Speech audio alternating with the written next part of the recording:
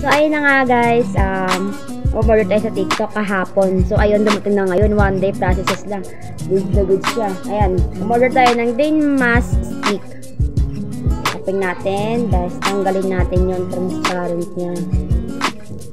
After natin tanggalin, ayan. Ito siya. Pero nakapaghilamos na ako guys. Tapos natin ilagay ito. Mag-aalan tayo ng 15 minutes bago natin siya banlawan. So, ito pa rin na natin. Ayan.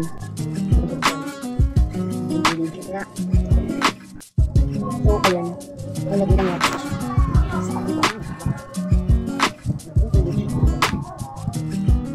Ganun-ganun lang ganda. Tapos after that po is 15 minutes. So, ayun na nga po guys. Ilalagay na natin siya. So, dito na lang tayo na 15 minutes.